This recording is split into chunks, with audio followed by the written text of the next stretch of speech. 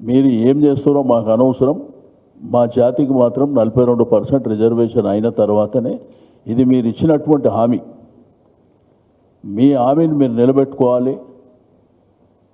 కాబట్టి దీని మీదనే పొద్దున్న నుంచి చర్చలు జరిగినాయి. చర్చలు జరిగిన తర్వాత మాకున్నటువంటి ప్రజల పక్షాన, మా బీసీ జాతి బిడ్డల పక్షాన మాకున్నటువంటి అనుమానాలను నివృత్తి చేయాలని మరి ప్రభుత్వాన్ని డిమాండ్ చేయడంతో పాటు దీనికి ప్రధానంగా కొన్ని ప్రధానమైనటువంటి అంశాలని మరి ఇప్పుడు పెద్దలు మధుసూదనాచారి గారు మాట్లాడతారు. పాత్రికేయ మిత్రులందరికీ నమస్కారం. బీఆర్ఎస్ పార్టీ ఈ ప్రభుత్వం అధికారంలోకి వచ్చిన తర్వాత ప్రతి సందర్భంలో ఎన్నికల్లో వారిచ్చినటువంటి హామీ, బీసీల ఓట్లు కొల్లగొట్టడం కోసం ఆ రోజు ఇచ్చినటువంటి హామీ, మేము అధికారంలోకి వస్తే 42% రిజర్వేషన్లు అమలు చేస్తామనేటువంటి హామీ. ఈ 2 సంవత్సరాల కాలం, దాదాపు కాంగ్రెస్ అధికారంలోకి వచ్చి 20 మాసాలు గడుస్తూ ఉన్నది. మొదట్లో వాళ్ళు చెప్పింది అధికారంలోకి వచ్చినటువంటి మరుక్షణంలోనే ఈ ప్రక్రియ ప్రారంభిస్తూ ఉన్నారు. ఈరోజు నిన్నటి నిర్ణయం తర్వాత కనబడుతున్నది ద్రోహంతో కూడుకున్నటువంటి కుట్ర.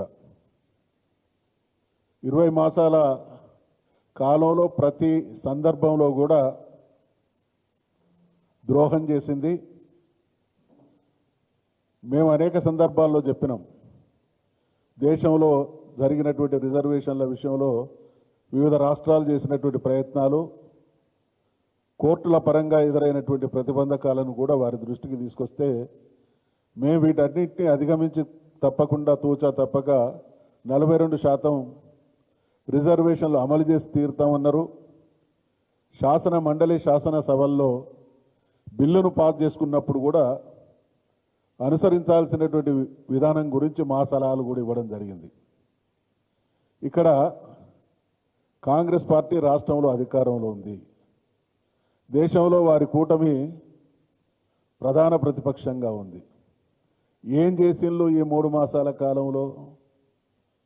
దేశంలో ఉండేటువంటి వాళ్ళ మిత్రపక్షాల సపోర్టు కూడగట్టడం కానీ, కాంగ్రెస్ పార్టీ పరమైనటువంటి ఎంపీల సమావేశాలు ఏర్పాటు చేసి ఢిల్లీ పైన, కేంద్రం పైన ఒత్తిడి తీసుకొచ్చేటువంటి ప్రయత్నం ఏమైనా చేసిందా?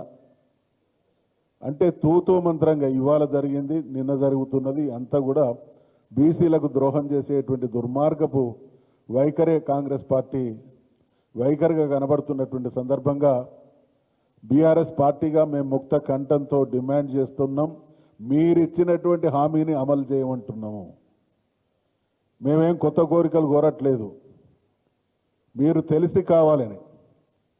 కాంగ్రెస్ పార్టీ అంటే దేశాన్ని సుదీర్ఘకాలం పాలించినటువంటి పార్టీ. చట్టాలు ఏ రకంగా చేయాలి, న్యాయపరమైనటువంటి చిక్కులు ఎదురైనప్పుడు ఏ రకంగా అధిగమించాలి అనేటువంటి విషయంలో సుదీర్ఘమైనటువంటి అనుభవం ఉండి మళ్ళీ మీనమేషాలు లెక్క పెడుతూ బీసీలకు ద్రోహం చేసేటువంటి చర్యలు కనబడతా ఉన్నాయి. కాబట్టి దీన్ని తీవ్రంగా ఖండిస్తూ ఉన్నాం. ముమ్మాటికి 42% రిజర్వేషన్లు అమలు చేసి తీరాల్సిందే. లేని పక్షంలో బీసీ సమాజం ఆవేశాలకి ఈ ప్రభుత్వం గురి కావాల్సి వస్తుంది. అటువంటి పరిణామాలకు తప్పకుండా ప్రభుత్వమే బాధ్యత వహించాల్సి వస్తుంది అనేటువంటి హెచ్చరిక కూడా చేస్తూ ఉన్నాం. ఇప్పుడు దీని మీద మరి సుదీర్ఘంగా స్టడీ చేసి అనేకమైనటువంటి పోరాటంలో భాగస్వామ్యమైనటువంటి శ్రీనివాస్ గౌడ్ గారు మాట్లాడారు. పెద్దలందరికీ నమస్కారం. ఈరోజు ప్రభుత్వం చేస్తున్నటువంటి రోజుకొక చర్య, అంటే బీసీ రిజర్వేషన్ ఇస్తాం 42% అని చెప్పి చేస్తున్నటువంటి అంశాలు చూస్తూ ఉంటే పూర్తి అనుమానాలు వస్తూ ఉన్నాయి. ఒక ఘరాన మోసం జరుగుతుంది. మళ్ళీ ఒకసారి బీసీలను ఒక పెద్ద మోసం చేస్తున్నట్లు మాకు అందరు కూడా భావిస్తూ ఉన్నాం. ఈరోజు అన్ని సంఘాలు కూడా బీసీ కమిషన్ వేసిండ్రు, తప్పు అని చెప్పి అందరూ కూడా కొట్లాడి నిలదీస్తే డెడికేటెడ్ కమిషన్ వేసారు. ఆ తర్వాత అసెంబ్లీలో మీరు పెట్టలేదని మేమందరం కూడా అన్ని సంఘాలు మేమందరం కొట్లాడితే అసెంబ్లీ పెట్టారు. అసెంబ్లీ పెట్టినప్పుడు మా పార్టీ తరఫున పూర్తి మద్దతు, మీరు ఏ పోరాటం అయినా చేయండి, ఇక్కడ చేయండి, ఢిల్లీ కూడా వస్తాం, మీతో పాటు అఖిలపక్షాన్ని తీసుకెళ్ళండి, ప్రధానమంత్రిని కలుద్దాం, తమిళనాడు తరహా మనం సాధించుకుందామని చెప్పినాం. చెప్పిన తర్వాత ఒక్కరోజు కూడా మరి ప్రధానమంత్రిని కలవలేదు, రాష్ట్రపతిని కలవలేదు, హడావుడి చేసింది తప్ప ప్రయత్నం చేసినట్టు తెలంగాణలో ఒక చిన్న పిల్లానంటే చెప్తారు. ఢిల్లీలో పోయి 42% గురించి ఏమైనా అడిగినరా చేసిందంటే అడగలేదు. అడగంది ఎవరు, అమ్మ కూడా అన్నం పెట్టదు. మరి ఈరోజు సడన్గా క్యాబినెట్ సమావేశాలు పెట్టి గవర్నర్ ఆర్డినెన్స్ అంటున్నారు. ఇదే గవర్నర్ గారు రాష్ట్రపతికి పంపిండు, అక్కడ పెండింగ్లో ఉంది, మళ్ళీ మీరు ఇప్పుడు ఆర్డినెన్స్ అని చెప్తున్నారు. ఆర్డినెన్స్ జియో ఇచ్చి ఆర్డినెన్స్ ద్వారా తెస్తామంటున్నారు. గతంలో 2018లో 396 జియో ద్వారా 34% పెంచి ఇదే మేము గవర్నర్ ద్వారా మేము రిజర్వేషన్ ఇచ్చి పెంచి ఇద్దామనే ప్రయత్నం చేస్తే స్వప్నారెడ్డి అనే ఒక పిటిషనర్ హైకోర్టులో వేసి కొట్టేశారు. ఈ 396 మీలాగా మేము ఇచ్చిన జియో ఆల్రెడీ కొట్టేయంగా సుప్రీంకోర్టుకి వెళ్తే సుప్రీంకోర్టు కూడా మీరు విత్డ్రా చేసుకుంటారా అని చెప్పి బెదిరించి విత్డ్రా చేయించుకోగా, మహారాష్ట్రలో కూడా సేమ్ జియో ఇస్తే ఎలక్షన్ నోటిఫికేషన్ తర్వాత కూడా రద్దు చేయంగా, మీ కళ్ళ ముందర కనిపించంగా, తమిళనాడులో 3 సార్లు ఆంక్షలు పెట్టంగా, మళ్ళీ విత్డ్రా చేయంగా, పాట్నాలో, దేశంలో అనేక రాష్ట్రాల్లో బీసీలకు రిజర్వేషన్ ఇస్తామని చెప్పి అన్నీ కూడా కోర్టు నుంచి ఫెయిల్ అయిన అన్ని అనుభవాలు పెట్టుకొని మీరోజు చట్టబద్ధతతో ఇస్తామని చెప్పి హామీ ఇచ్చి, ఏ చట్టబద్ధత మరి చట్టబద్ధత లేదనుకొని అసెంబ్లీలో పెట్టినరా, కమిషన్ వేసినరా? ముందే మీరు ఇమీడియట్గా 6 నెలల లోపల జియో తీసుకొని జియో ఇష్యూ చేసి కోర్టుల మీద కొట్టేస్తే అప్పుడు మీరు అసెంబ్లీ ప్రాసెస్ చేసి అక్కడి నుంచి పంపించాలి. కానీ మీరు పైకి వెళ్ళి రివర్స్లో మళ్ళీ కిందికి వచ్చి హడావుడి చేసి బీసీలకు చేస్తున్నాం ఇంత పర్సెంటేజ్ అంటే, ఆనాడు 62% పెంచితేనే 34% పెంచినప్పుడు 62% అయింది. 62% తప్పు అని చెప్పి కోర్టు కొట్టేసింది. ఇలా మీరు 70% అవుతుంది. 28 + 10 + 42 70%, 50% మించొద్దని ఉంది సుప్రీంకోర్టు జడ్జిమెంట్లో. మరి 9th షెడ్యూల్లో పెట్టాలని చెప్పి ఉంది. మీరు ఏం చెప్పకుండా 70% ఎట్లా జరుగుతుంది అనుకుంటా ఉన్నారు? హైకోర్టులో పోతే ఎవరు బాధ్యులు? సుప్రీంకోర్టు అనుగుణంగా చేయకుండా, ఏ న్యాయ కోవిధులను ఆలోచన చేయకుండా రిటైర్డ్ జడ్జీలు ఉన్నారు, ఎంతోమంది న్యాయవాదులు ఉన్నారు, వాళ్ళతో ఒక సమావేశం ఏర్పాటు చేయకుండా, అఖిలపక్షం మీటింగ్ పెట్టకుండా, ఏం చేద్దామని చెప్పకుండా ఏకపక్షంగా మీరు నిర్ణయం తీసుకొని మరి ఇలా చట్టానికి లోబడి కాకుండా చేయడం అనేది ఇలా బీసీ వర్గాలను, అన్ని వర్గాలను ఈరోజు బాధ కలుగుతూ ఉంది. మీరు ఇచ్చినటువంటి కామారెడ్డి డిక్లరేషన్లో ఏ ఒక్క హామీ అమలు కాలేదు. ఇలా మంత్రి పదవులు చూసినా కానీ, చైర్మన్లు చూసినా కానీ, ఇవాళ మీ పార్టీ ఉన్నటువంటి వాళ్ళను కుక్కిన పేర్లు అక్కడ పడేసి ప్రాధాన్యతలు పోస్టులు ఇచ్చేసి అందరిని భయభ్రాంతులకు గురి చేస్తూ నోరు నొక్కేస్తూ గొంతును ఇవాళ మీరు చేస్తున్నటువంటి ప్రజలు గమనిస్తున్నారు. కనుక మీరు ఇచ్చేటువంటి మాకు చాలా అనుమానాలు ఉన్నాయి, ప్రజలకు తెలియజేయాల్సిన అవసరం ఉంది. మేము అడిగినవన్నీ కూడా అల్టిమేట్గా లాస్ట్గా 42% చట్టబద్ధతతోనే పోవాలి, లేనట్లయితే మీదే బాధ్యత. ఇది ఒక మోసం, పెద్ద మోసం, బీసీలను మరొకసారి మోసం చేస్తుందని భావిస్తాం. ఖచ్చితంగా వదిలిపెట్టే ప్రసక్తి లేదని చెప్పి మీ ద్వారా తెలియజేస్తున్నాను. బీసీ వెల్ఫేర్ మినిస్టర్గా ఈరోజు జరుగుతున్నటువంటి ఈ గవర్నమెంట్ ప్రాసెస్లో ఈ అనుమానాలన్నీ ఆ రోజు కులగణన జరిగినటువంటి అసెంబ్లీలో డిస్కషన్ జరిగినప్పుడే మన గంగుల కమలాకర్ గారు ఆ రోజు చెప్పింది. ఇవన్నీ జరిగేటువంటి అంశాలు, ఇప్పుడు జరగబోయే అంశాలు కూడా, ఆ డౌట్స్ కూడా ఆ రోజే, ఎందుకంటే తను బీసీ వెల్ఫేర్ మినిస్టర్గా చాలా డీటెయిల్గా మరి ఆ సబ్జెక్టుకు డెప్త్కు పోయి ఆ రోజు అసెంబ్లీలో కూడా ఈ క్వశ్చన్స్ అన్నీ రేజ్ చేశారు. మరి ఇప్పుడు అన్న కమలాకర్ గారిని మాట్లాడాల్సింది. గౌరవ పత్రికా సోదరులకు నమస్కారం. మా యొక్క తెలంగాణ రాష్ట్రంలో ఉన్న వెనుకబడిన జాతులందరినీ కూడా వారి జాతుల యొక్క మనోభావాలు దెబ్బతీసే విధంగా ఈరోజు ఈ కాంగ్రెస్ పార్టీ వ్యవహరిస్తుంది. మేము అసెంబ్లీలో ఈ బిల్లు పెట్టినప్పుడు March 17 పాస్ అయ్యేటప్పుడు మా అనుమానాలన్నీ కూడా మేము చెప్పడం జరిగింది. ఏమన్నా అనుమానాలు చెప్పినామంటే, గతంలో బీహార్ ఎలా అయితే ఫెయిల్ అయినరో, తమిళనాడు అయితే ఎలా సక్సెస్ అయిందో, ఆంధ్రప్రదేశ్ మహారాష్ట్ర ఎట్లా ఫెయిల్ అయినరో, ఇవన్నీ పరిణామాలు తీసుకొని మీరు కూడా అలా వ్యవహరిస్తే తమిళనాడు తరహాలో వస్తాయని చెప్పేసి క్లియర్గా చెప్పడం జరిగింది. వీరి వల్ల క్యాబినెట్లో పెట్టి ఆర్డినెన్స్ తీసుకొస్తా అన్నారు. నేను రేవంత్ రెడ్డి ప్రభుత్వాన్ని సూటిగా ప్రశ్నిస్తున్నాను. నిజంగానే ఆర్డినెన్స్ ద్వారా రిజర్వేషన్ కలవాలంటే మరి 20 నెలలు ఎందుకు కాలయాపన చేశారు? 150-160 కోట్లు ఎందుకు ఖర్చు చేశారు? ఎందుకు ఈ కమిటీలు వేశారు? ఎందుకోసం మీరు ఇవన్నీ కాలయాపన? నిజంగానే ఆర్డినెన్స్ ద్వారా తీయాలనుకుంటే 20 నెలల ముందే ఆర్డినెన్స్ ద్వారా చేయొచ్చు ఎన్నికల ప్రక్రియ. అంటే ఒక మోసం చేసే ప్రక్రియ చేస్తున్నారు. రేవంత్ రెడ్డి గారు, మీరు ఈ బీసీ రిజర్వేషన్ అనే ఒక పులి మీద స్వారీ చేస్తున్నారు. మీరు చాలా సేఫ్గా ల్యాండ్ కాకపోతే పులి తినేస్తుంది మిమ్మల్ని, గుర్తుపెట్టుకోండి. చాలా సేఫ్గా ల్యాండ్ కావాలి. ఇది చాలా ప్రమాదకరం. ఇది మనోభావాలు, రాజకీయ కోణంలో కాదు, మనోభావాలకు సంబంధించిన విషయం. మీరు చాలా జాగ్రత్తగా తెలంగాణ బీసీల మనోభావాలకు దెబ్బతినకుండా మీరు అడ్మినిస్ట్రేషన్ తీసుకుంటేనే ఈ యొక్క మీ యొక్క మనుగడకు ఉండలేకుండా ప్రమాదంగా ఉంటుంది. మళ్ళీ నేను ఒక్కసారి చెప్తున్నాను, ఇది మీరు ఏం ప్రెజర్ చేశారు? 1990లో జయలలిత గారు 3 సంవత్సరాలు ప్రెజర్ వేసుకొని 1994లో ఢిల్లీలో కూర్చొని ఒత్తిడి తెచ్చారు. మరి మీరేం తెచ్చిండ్రు ఒత్తిడి? ఒక్కరోజు ధర్నా చేసుకొని తూతు మంత్రంగా వచ్చేసిండ్రు. ప్రధానమంత్రి కలిశారా? ప్రెసిడెంట్ని కలిశారా? అఖిలపక్షాన్ని తీసుకువెళ్ళారా? వార్నింగ్ ఇచ్చారా? మీరు మా యొక్క బీసీ యొక్క ఈ బిల్లును మీరు రాజ్యాంగంలో 9వ షెడ్యూల్లో పొందుపరచకపోతే మేము ఢిల్లీ వదిలి రాము అని చెప్పి ఏమైనా అల్టిమేటం ఇచ్చారా? అంటే ఇవన్నీ కూడా తూతు మంత్రంగా మొక్కుబడిగా చేసే వ్యవహారంగా భావిస్తున్నాం. కాబట్టి ఇంత దూరం వచ్చినా కూడా మమ్మల్ని మోసం చేస్తే మాత్రం తీవ్ర పరిణామాలు ఉంటాయి. సూటిగా అల్టిమేట్గా చెప్తున్నాను, మీరు ఆర్డినెన్స్ తెస్తారా, ఏం తెస్తారా, కానీ మాకు చట్టసభలలో 42% రిజర్వేషన్ క్లియర్గా ఇవ్వండి. అది కూడా మెన్షన్ చేయండి. స్థానిక సంస్థలలో క్లియర్గా మెన్షన్ చేయండి. ఇవి 42% బీసీకి రిజర్వేషన్ చేసినాము, ఎన్నికలు పోతున్నాం అని చెప్పండి.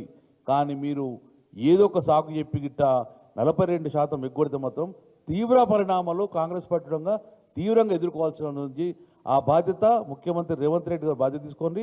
ఎట్టి పరిస్థితుల్లో 42% మీరు as per the Kamareddy declaration ప్రకారం మీరు ఏదైతే హామీ ఇచ్చారో దానికి కట్టుబడి ఉండండి. మీరు ఏం చేస్తారో చేయండి, కానీ 42% ఇచ్చినాకనే ఎన్నికలకు పోవండి అని చెప్పి డిమాండ్ చేస్తున్నాం. ఇప్పుడు గౌరవనీయులు సుదీర్ఘ అనుభవం ఉన్నటువంటి బీసీ కమిషన్ చైర్మన్గా, మెంబర్గా, రేపు జరగబోయేటువంటిది, రేపు భవిష్యత్తులో ఏం జరుగుతుంది కూడా పూర్తిగా స్టడీ చేసినటువంటి మిత్రులు వకలబోర్నం కృష్ణమోహన్ గారిని మాట్లాడవచ్చు. గౌరవ పెద్దలందరికీ నమస్కారం, పాత్రికేయులకు నమస్కారం. ఇక్కడ ప్రధానమైనటువంటి డిమాండు బీసీలకు స్థానిక సంస్థల్లో, ఆ విధంగానే విద్యా ఉద్యోగ రంగాల్లో మీరు ఇచ్చినటువంటి హామీ ప్రకారం 42% రిజర్వేషన్లు అమలు జరగాలనేటువంటి సంకల్పం మాత్రమే. ఆర్డినెన్స్ తీస్తామనగానే దాని మీద మేమేదో కోడిగుడ్డు మీద ఈకలు డీకే ప్రయత్నం చేయడం లేదు. దశాబ్దాలుగా బీసీల కోసం పనిచేసినటువంటి వ్యక్తులుగా, ఇక్కడ వివిధ హోదాల్లో ఉన్నప్పటికీ ఆ జాతుల నుండి వచ్చినటువంటి వాళ్ళుగా ఇవాళ మేము అడుగుతున్నది నువ్వు 42% తప్పనిసరిగా ఇవ్వమని చెప్పడమే. ఇది ప్రభుత్వాన్ని విమర్శించడం కాదు, ప్రభుత్వ వైఫల్యాలను విమర్శిస్తున్నాం. మాకు 42% కావాలనేటువంటి దాన్ని మేము గట్టిగా అడుగుతున్నామే తప్ప ఇది ప్రజలలో గందరగోళాన్ని సృష్టించే ప్రయత్నం మేము చేయడం లేదు. మీరు సృష్టించే ప్రయత్నం చేసుకుంటే మీరే అబాస్పాలు అయిపోతారు. మేము స్టార్టింగ్ నుండి కూడా చాలా విషయాలు చాలా కేటగారికల్గా చెబుతూ వచ్చినాం. అసెంబ్లీలో కూడా పెద్దలందరూ చెప్పినారు, బయట వేదికలలో కూడా మేము చెప్పినాం. డెడికేటెడ్ కమిషన్ వేయాలని చెప్పి సుప్రీంకోర్టు 2010లో డాక్టర్ కె కృష్ణమూర్తి కేసులో చెప్పినప్పుడు ఇక్కడ బీసీ కమిషన్ ద్వారా జరుగుతున్నది. మహారాష్ట్రలో బీసీ కమిషన్ ఇచ్చినప్పుడు అది కొట్టివేసింది కాబట్టి అలాంటి ఇబ్బంది రావద్దని చెప్పి ఇక్కడ హైకోర్టులో కేసు వేసిన దరిమిలా ఇక్కడ హైకోర్టు డెడికేటెడ్ కమిషన్ వేయమని చెప్పింది. కృష్ణమూర్తి కేసులో ఏమన్నదంటే ఆ డెడికేటెడ్ కమిషన్ను 340 ఆర్టికల్ ప్రకారం ఒక కమిషన్ ఆఫ్ ఎంక్వైరీస్ యాక్ట్ పరిధిలో 1952 కావచ్చు లేదా 340 ఆర్టికల్ ప్రకారం వేయమని చెప్పిండ్రు. మీరు బీసీ వెల్ఫేర్ నుండి ఒక జీవో ఇచ్చారు, జీవో 49 ఇచ్చి ఒక రిటైర్డ్ ఐఏఎస్ ఆఫీసర్ని వేసిండ్రు. ఆ రిటైర్డ్ ఐఏఎస్ ఆఫీసర్కి మీరు ఎక్స్పర్ట్స్ని ఇవ్వలేదు. ఆయన ప్రామాణికమైనటువంటి పద్ధతుల్లో ఏ పద్ధతిని పాటించలేదు. సర్వే జరుగుతున్నప్పుడే మధ్యలో రిపోర్ట్ ఇచ్చేసిండు.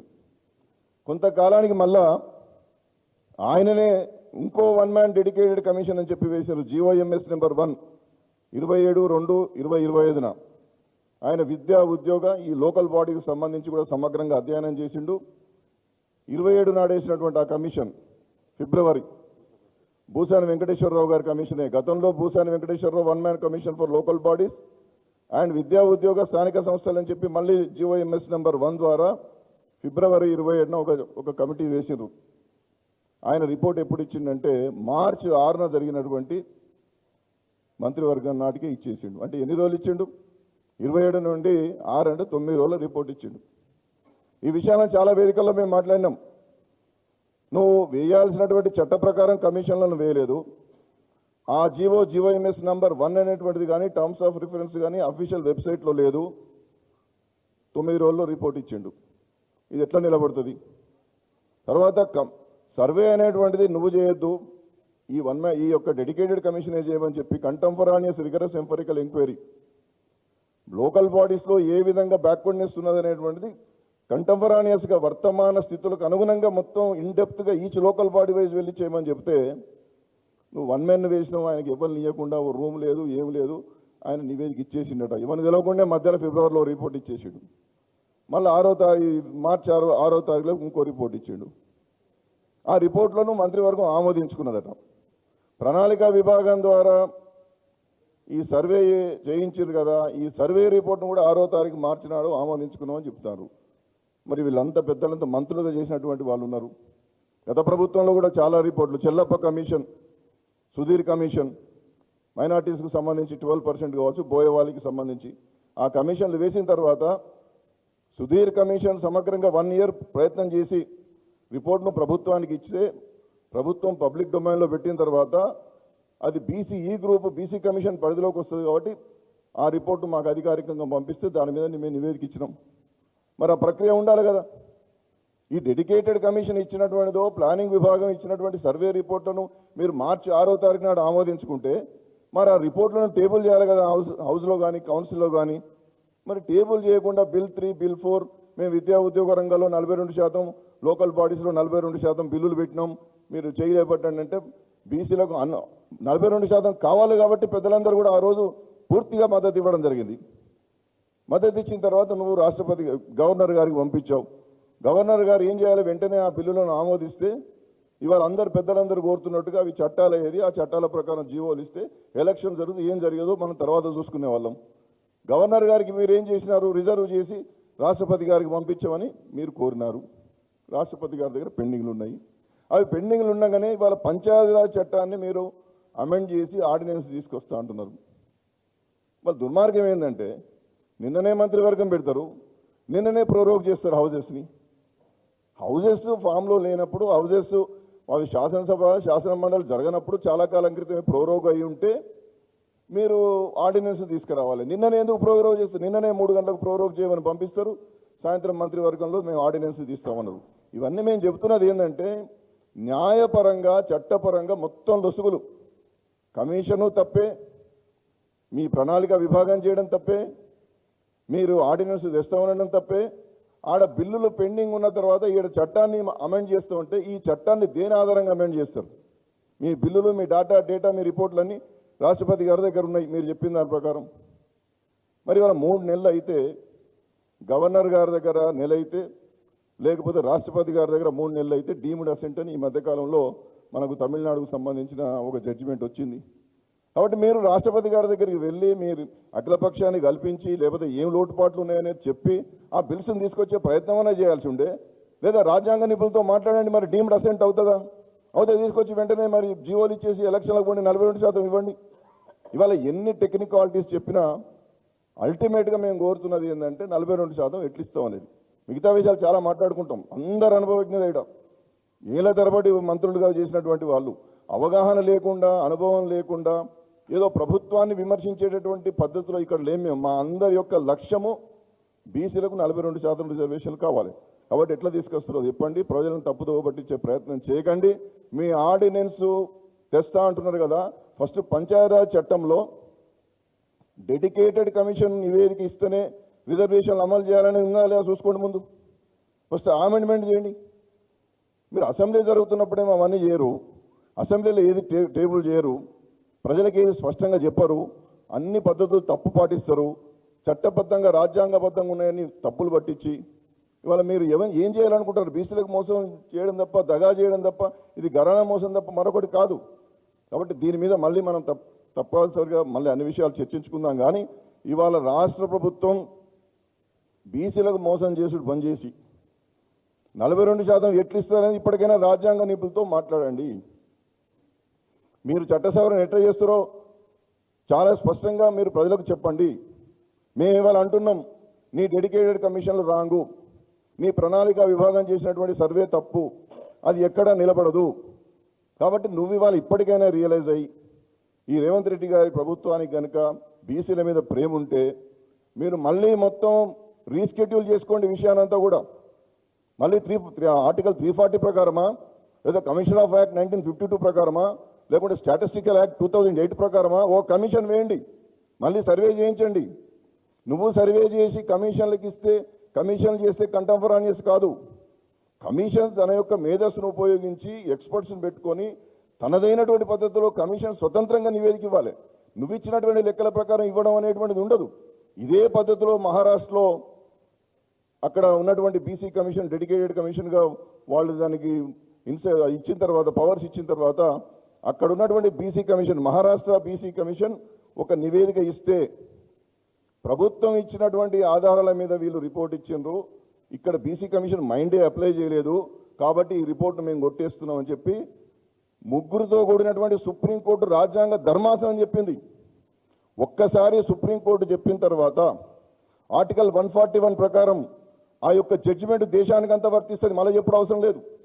ఇదే విషయాన్ని మధ్యప్రదేశ్కు సంబంధించినటువంటి అక్కడ ఉన్నటువంటి కమిషన్ కూడా ఇచ్చినప్పుడు ఆ కమిషన్ రిపోర్ట్ను కూడా కొట్టేసి మీరు డెడికేటెడ్ కమిషన్ వేసుకొని మొత్తం ఇన్ డీటెయిల్డ్ స్టడీ చేయమని చెప్పారు. అందుకోసమే మహారాష్ట్రలో మళ్ళీ dedicated commission ex CS Jayant Kumar Bhatia అనేటువంటి వ్యక్తి ద్వారా కమిషన్ వేసి ఆయనకు 9 మంది ఎక్స్పర్ట్స్ని ఇచ్చారు. ఇక్కడ మీ వెంకటేశ్వరరావు గారికి ఎంతమంది ఎక్స్పర్ట్స్ని ఇచ్చారు? ఇవాళ మేము ఇంకోటి ప్రశ్నిస్తూ ఉన్నాం. ఇది జరుగుతుండగా జస్టిస్ సుదర్శన్ రెడ్డి కమిటీ అనేది ఒకటి కొత్తగా వచ్చింది. ఇప్పుడు నీ సర్వే రిపోర్టే తప్పు అని మేమంటుంటే, నీ ప్రభుత్వం చేసే అధికారం లేదని మేమంటుంటే, నువ్వు జస్టిస్ సుదర్శన్ రెడ్డి గారి కమిటీ ఎక్కడిది? ఈ సుదర్శన్ రెడ్డి గారి కమిటీ ఏ జీవో ద్వారా వచ్చింది? దానికి ఇచ్చినటువంటి టర్మ్స్ ఆఫ్ రిఫరెన్స్ ఏమిటి? కాబట్టి ఇదంతా కూడా గోల్మాల్ చేసేటటువంటి ప్రయత్నం చేస్తున్నారు. మళ్ళీ అన్ని విషయాలు మాట్లాడుకుంటాం. 42% నిలబెట్టడానికి ఇప్పటికైనా ప్రామాణిక పద్ధతులు పాటించి చట్టబద్ధంగా నిలబడడానికి రాష్ట్ర ప్రభుత్వం ముందుకు రావాలి. 42% విషయంలో సంపూర్ణమైనటువంటి మద్దతు ఇవ్వడానికి మేమందరం కూడా సిద్ధంగా ఉన్నామని చెప్పడమే, వ్యతిరేకించడానికి కాదు. మా యొక్క వ్యాఖ్యలను మీరు వ్యతిరేకించే ప్రయత్నం చేస్తే మీరే అబాస్పాలు అవుతారు. 42% ఇవ్వడానికి కావాల్సినటువంటిది గతంలోనే యునానిమస్గా బిల్స్ పాస్ అయినాయి, అందరం కూడా ఆమోదించడం జరిగింది. దాని తర్వాత మీరు చేసే ప్రక్రియలని తప్పు చేసి ఇవాళ మేము కోర్టుకు పోతే నిలబడలేదు, మేము ఆర్డినెన్స్ చేస్తే నిలబడలేదు, నువ్వు చేసే తప్పు కదా. కాబట్టి ఇప్పుడు ఎన్నికలకు సర్వసిద్ధం, ఏనాడు ఎన్నికలు జరిగినా సిద్ధంగా ఉన్నాం ఇక్కడ. కానీ మేము చెప్పేది ఏంటంటే, నువ్వు ఎన్నికలు ఆలస్యం అవుతున్నాయని చెప్పిపోయే ప్రయత్నం చేసి మా బీసీల నోట్లో మన్నుగొట్టే ప్రయత్నం చేస్తే మాత్రం తగిన శాస్తి జరుగుతుంది. చాలా కేటగారికల్గా నేను ఒక విషయం చెప్పదలుచుకున్నా. చెన్నై అక్కడ నగరపాలక ఎన్నికలు 2011లో అయిపోతే 2022లో జరిగినాయి. 10 సంవత్సరాలు డీలిమిటేషన్ రిజర్వేషన్లు స్థిరీకరించబడిన తర్వాతనే ఆడ ఎన్నికలు జరిగినాయి. గ్రామ పంచాయతీ ఎన్నికలు కూడా 2011లో అయిపోతే 2016లో 2019లో కోర్టు ఆమోదంతోనే జరిగినాయి. కాబట్టి ఎన్నికలకు తొందర ఏం లేదు. ఎన్నికలు ఎప్పుడు జరిగినా మేము సిద్ధంగా ఉన్నాం. కాకపోతే మేము అనేది ఏంటంటే నువ్వు చేసేది కరెక్ట్ చేయమని. 42%తో ఎన్నికలకు పోవాలనేటువంటి విషయాన్ని మనవి చేస్తూ మిగతా విషయాలన్నీ కూడా పెద్దలు అన్ని చెప్పారు. కాబట్టి ఇవాళ మా అందరి అభిప్రాయం 42% నిలబెట్టి ఎన్నికలకు పోవడమే ప్రధానమైనటువంటి ఉద్దేశం. దాన్ని నెరవేర్చాలని చెప్పి ప్రభుత్వాన్ని డిమాండ్ చేస్తున్నాం. గౌరవనీయులు శాసన మండలి సభ్యులు రాజకీయ నాయకులే కాకుండా లీగల్గా కూడా తనకున్నటువంటి అంటే ఒక అడ్వకేట్ కాబట్టి తనకున్నటువంటి డౌట్స్ మరి శ్రవణ్ అన్న ఎక్స్ప్రెస్ చేయవలసిందిగా కోరుతాం.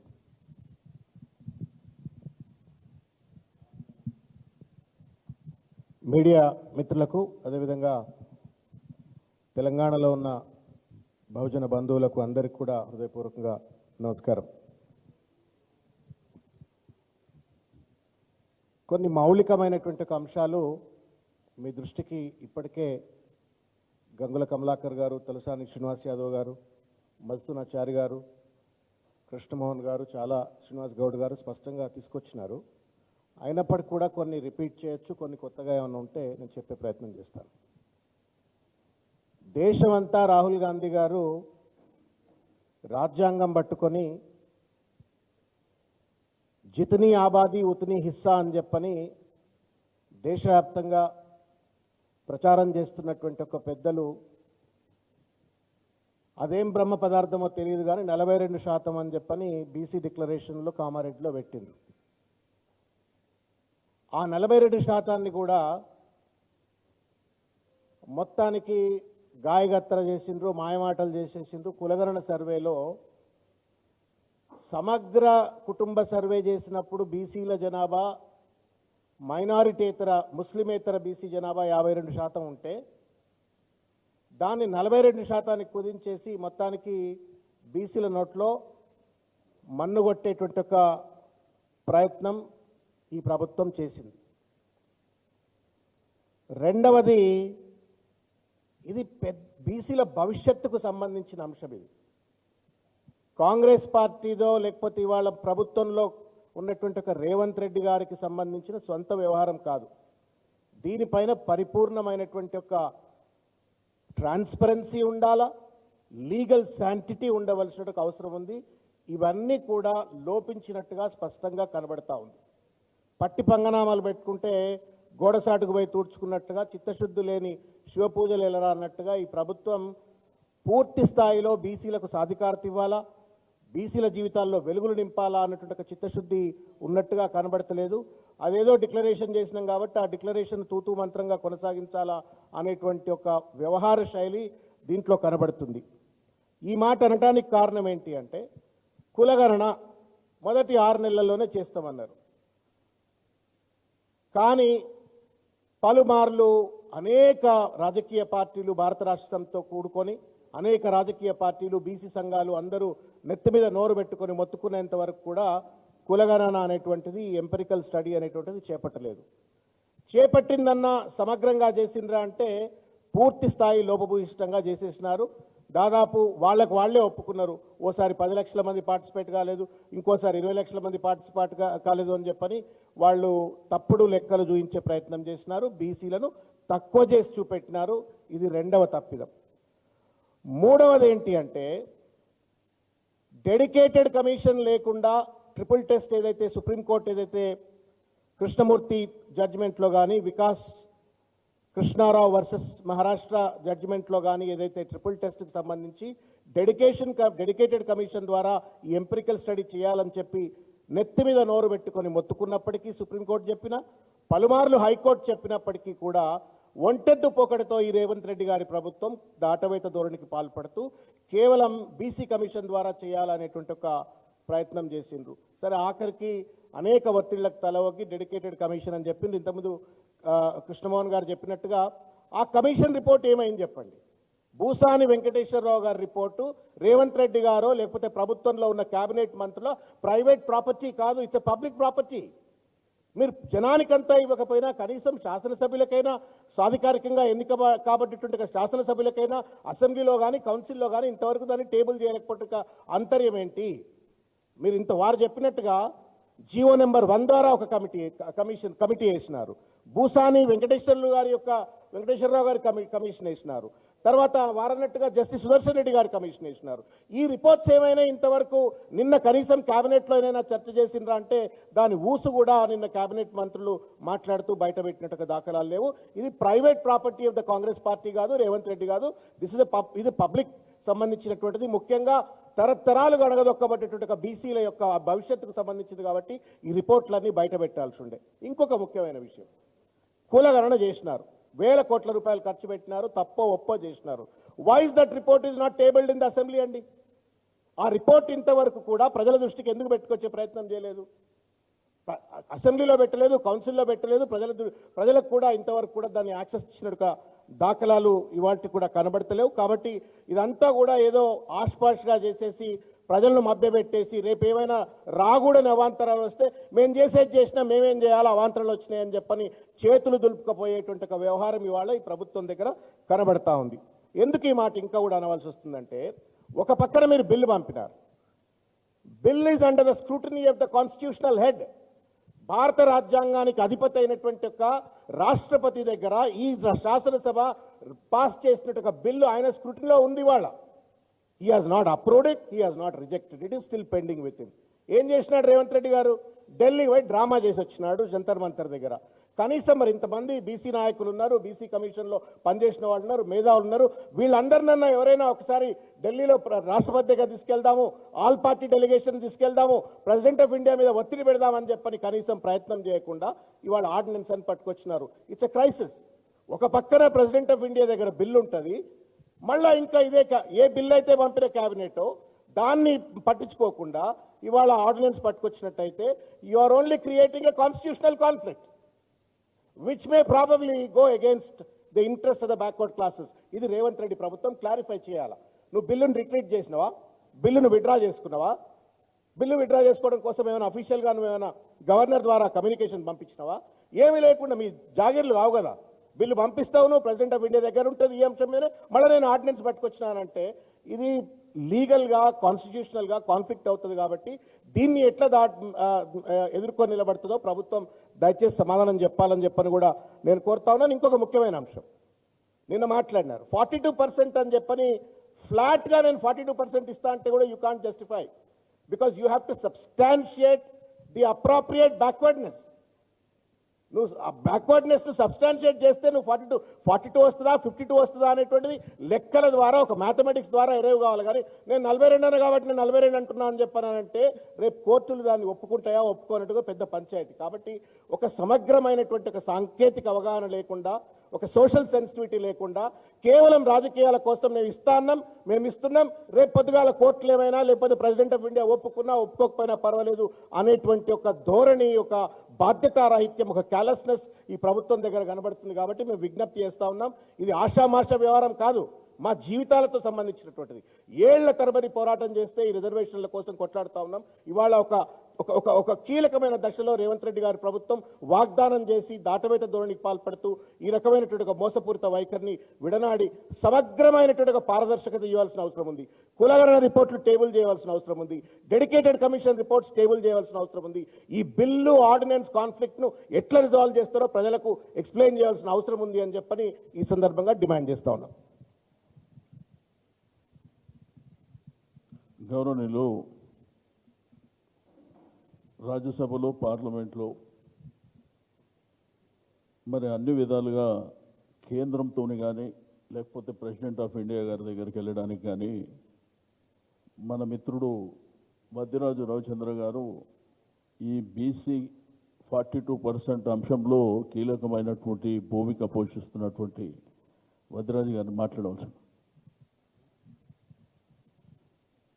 వేదిక మీద ఉన్న బీసీ మిత్రులందరూ, ముందున్నటువంటి పాత్రికేయులందరికీ కూడా హృదయపూర్వక నమస్కారాలు తెలియజేసుకుంటూ, నిన్న జరిగినటువంటి క్యాబినెట్లో డిసిషన్ తీసుకున్నటువంటి ఆర్డినెన్స్ ద్వారా మేము రిజర్వేషన్లను సక్సెస్ చేస్తామని చెప్పినటువంటి ముఖ్యమంత్రి గారి ధోరణి చూస్తుంటే ఒక విచిత్రంగా ఏం చేయాలో అర్థం కాని పరిస్థితిలో అందరూ ఆలోచిస్తున్నారు. బీసీ సోదరులందరూ కూడా ఇంత సింపుల్గా, ఇంత ఈజీగా కేవలం ఆర్డినెన్స్ ద్వారానే బీసీలకు న్యాయం చేయొచ్చు, 42% రిజర్వేషన్లు అమలు పరచవచ్చు, ఇంత ప్రాబ్లం సాల్వ్ చేయొచ్చు అంటే ఈ దేశంలో ఉన్న 28 మంది ముఖ్యమంత్రులకు ఇంత ఆలోచన రాలేకపోయిందా? ఈ దేశంలో ఉన్న 28 మంది ముఖ్యమంత్రులకు అసలు ఏమాత్రం తెలివితేటలు లేవా? మేధావులు లేరా? ప్రజలు అర్థం చేసుకోవాలి. బీసీ సోదరులందరం కూడా అర్థం చేసుకున్నాం. మభ్య పెట్టడం, దాటవేయడం, కామారెడ్డి డిక్లరేషన్ ద్వారా 42% రిజర్వేషన్లు నేను కల్పిస్తానని చెప్పి బీసీ సోదరిమణుల ఓట్లు వేయించుకొని అధికారంలోకి వచ్చిన కాంగ్రెస్ పార్టీ ప్రభుత్వం ముఖ్యమంత్రి గారు మరొక్కసారి స్థానిక సంస్థల ఎన్నికల ముందు హైకోర్టు మొట్టికాయలతో సెప్టెంబర్ 30 లోపు ఎలక్షన్లు జరపాలనే ప్రక్రియను దాన్ని ఆపాలనో లేదంటే బీసీ సోదరులను మభ్యపెట్టాలనో మేము చేస్తున్నాము. మేము ఎక్కడి నుంచి కాకపోయినా ఒక పక్క నుంచి మిత్రులందరూ చెప్పినట్టు ప్రెసిడెంట్ ఆఫ్ ఇండియా గారి దగ్గర పంపించిన ఫైల్ పెండింగ్ ఉండగా గవర్నర్ గారు అక్కడికే పంపారు. మరొక ఫైల్ని ఆర్డినెన్స్ ఫైల్ ఇదే గవర్నర్ గారు మళ్ళీ దీన్ని క్లియర్ చేస్తారట. ఇంత సింపుల్గా జరిగే ప్రక్రియ అయితే ఇంతకాలం ఎందుకు వెయిట్ చేయాలి? ఇది తెలంగాణలో ఉన్న రాష్ట్ర ప్రజలందరూ, మన బీసీ సోదరులు అందరం కూడా ఆలోచించాల్సిన అంశం ఇది. సోదరిమణులు సోదరులు అందరూ కూడా ఆలోచించాలి. ఎందుకంటే ఈ ఎలక్షన్ల ముందు ఇలాంటి ఆర్డినెన్స్ లాంటి ఏదో ఒక ప్రక్రియ తెచ్చి వాళ్ళే ఎవరినో ఒకరిని కోర్టుకు పంపించి మేము చేయాల్సిన అన్ని చేస్తున్నాం, బీఆర్ఎస్ పార్టీ అడ్డుపడుతుందని మా మీద నెట్టబోయే ప్రయత్నం, దీన్ని ప్రజలు గుర్తిస్తారు. గుర్తుపెట్టుకుంటే ఇదని ఏం కాదు. అట్లా ఖచ్చితంగా కూడా తెలంగాణలో 42% రిజర్వేషన్లు ఇచ్చేదాకా మేము పోరాడుతూనే ఉంటాం. దీనిలో ఒకసారి ఆలోచిస్తే రాజ్యాంగంగా 2014కు ముందు పార్లమెంట్లో 33% మహిళా బిల్లుకు కేసీఆర్ గారు 2014లో పంపించారు ఫైల్. 33% బిల్లు బీసీ రిజర్వేషన్ కూడా కావాలని చెప్పేసి 2014 తెలంగాణ రాష్ట్రం మొదటి అసెంబ్లీ సెషన్లోనే బీఆర్ఎస్ పార్టీ బీసీలకు మహిళా రిజర్వేషన్కు అనుకూలంగా ఉందని చెప్పేసి ఫస్ట్ సెషన్లోనే పార్లమెంటు పంపడం జరిగింది. బీసీల కోసం ఆలోచించే పార్టీ బీఆర్ఎస్ పార్టీ. తెలంగాణ రాష్ట్రంలో ఉన్నటువంటి పేదలు, మధ్యతరగతి కుటుంబాలు, వెనుకబడిన తరగతి జాతులందరి కోసం ఆలోచించిందే బీఆర్ఎస్ పార్టీ. ఇది ఖచ్చితంగా కూడా ఒకసారి మహిళా రిజర్వేషన్ 2014 ముందు రాజ్యసభ ఆమోదం పొంది లోక్సభలో ఆమోదం పొందకపోతే 10 ఏళ్ల తర్వాత మళ్ళీ లోక్సభలో రాజ్యసభలో పెట్టి బిల్ పాస్ చేసి దాన్ని అమలు చేయకుండా కూడా పెట్టారు ఇప్పటిదాకా. ఎందుకంటే ఇంకా జనాభా కులగణన, జనాభా సెన్సెస్ కావాలి. దాని ప్రకారం మహిళలు ఎంతమంది ఉన్నారో, ఎవరు ఎట్లా ఉన్నారో, బీసీ రిజర్వేషన్లు, మహిళా రిజర్వేషన్లు ఇవన్నీ కలిస్తే కానీ మేము దాన్ని ఇంప్లిమెంట్ చేయలేమనే స్థితిలో దానికి ఒక కట్ పాయింట్ డేట్ కూడా ఇవ్వకుండా పెండింగ్ పెట్టి రిజర్వేషన్ అమలు చేసి కూడా పెండింగ్ పెట్టారు. మీరు ఇంత ఈజీగా ఆర్డినెన్స్ ద్వారా ఇవన్నీ సాధ్యమయ్యే పనులంటే విద్య, ఉద్యోగం, చట్టసభలు అన్నిట్లలో కూడా అవుతుంటే ఈ దేశంలో ఇంకా ఇన్ని ప్రాబ్లమ్స్, 28 మంది సీఎంలు ఇక్కడికి వచ్చి తెలుసుకోవాల్సిన అవసరం కూడా ఉంది. దీని ద్వారా దేశం కూడా బాగుపడుతుంది ఇట్లా కనుక చేసుకుంటా ఇంత సింపుల్గా సాల్వ్ అయిపోతే. అదొకటి ఖచ్చితంగా ఈ దేశంలో ఉన్న అందరం కూడా ఆలోచించాలి. మీ చేతులున్న పదవులు, మీ చేతులున్న మంత్రి పదవులేమో బీసీలకు కేటాయించడం, యాదవులకు లేదు, ముస్లిం సోదరులకు లేదు, లంబాడి సోదరులకు లేదు, మున్నూరు కాపులకు లేదు, ఇవ్వరు. ఆ ఇచ్చిన 3 బీసీలకేమో ఎలాంటి పదవులు, అవి ఆలోచించాలి. బీసీలకు ఏం న్యాయం చేస్తున్నారు మీరు అనేది. కార్పొరేషన్లు ఇవ్వరు, నిధులు ఇవ్వరు, కార్పొరేషన్లు ప్రకటిస్తారు, ఇంప్లిమెంట్ చేయరు, బడ్జెట్లో పెడతారు, ఇంప్లిమెంట్ చేయరు, ఏమీ చేయరు. కానీ మేము అన్ని పనులు చేస్తున్నామని చెప్పేసి చెప్పుకుంటా ఖచ్చితంగా ముందుకు పోతున్నారు. దీన్ని మీరు వెంటనే పడతాం. 42% ఖచ్చితంగా కూడా అమలు చేయాలి. మీకు 100 మంది ఎంపీలు ఉన్నారు ఢిల్లీలో, బీజేపీకి ఇక్కడి నుంచి కూడా 8 మంది ఎంపీలు ఉన్నారు. అందరూ కూర్చొని మాట్లాడి బిల్లును అక్కడ చట్టసభల్లో రాజ్యాంగం అక్కడి నుంచి తీసుకొస్తే అవుతుంది తప్ప ఇవన్నీ కంటి తుడుపు చర్యలే. గత ప్రభుత్వంలో శ్రీనివాస్ గౌడ్ గారు చెప్పినట్టు మేము కూడా 2018లో పంచాయతీరాజ్ చట్టాన్ని మార్చి సవరణ చేసి కూడా ప్రయత్నం చేస్తే హైకోర్టు పోయారు, కొట్టేశారు, సుప్రీంకోర్టులో కూడా వెనక్కి తీసుకునే విధంగా జరిగింది. ఇవన్నీ అయ్యే పనులు కాదు. ఎందుకంటే మేము చేస్తూ ఉంటే మీరు అవుతుందని, మేము 42% మేము చేస్తున్నాం, ఆర్డినెన్స్ ద్వారా చేస్తున్నాం, ఖచ్చితంగా చేస్తామని బీసీలో మరొక్కసారి మోసం చేసే ప్రక్రియకు దీన్ని ఖచ్చితంగా బీసీ సోదరులందరూ గుర్తుపెట్టుకుంటారు. ఇది మీరు చేయండి, ఎట్లా చట్టసభల్లో పెట్టి చేయండి. మీరు పార్లమెంట్లో బిల్లులు పెట్టే విధంగా మీ ఎంపీలు 100 మంది ఉన్నారు, కొట్లాడండి, దానికి మేము సపోర్ట్ చేస్తాం. అసెంబ్లీలో కూడా అందరూ సపోర్ట్ చేసి బిల్లు పాస్ చేయించి పంపడం జరిగింది. ఇది తెలంగాణ రాష్ట్రం అంతా కూడా చూస్తుంది. ఇప్పుడు ఒక్క నిమిషం. ఇప్పుడు వేదిక మీద అనేక మంది పెద్దలు ఉన్నారు. వివిధ హోదాల్లో రాజ్యసభగా, మంత్రులుగా, చైర్మన్లుగా పనిచేసినటువంటి మా యువమిత్రులు, జిల్లా పరిషత్ చేసినటువంటి సోదరిమణి అందరూ ఉన్నాం. అయితే కొంతమంది మాట్లాడుతాం, ఇంకా చాలా ఉన్నది కాబట్టి వాళ్ళ అనుభవాలు కూడా ఉన్నాయి, ఇంకా లేట్ అవుతుందని చెప్పి ఇది ఇంతటితో ఈ యొక్క మీరేమో అడుగుతున్నారు. నేనేమంటున్నా అంటే ఇక్కడ జరిగినటువంటిది, ఇక్కడ మాకున్నటువంటి మా అనుభవాల దృష్ట్యా అన్ని అంశాలు చెప్పినాం.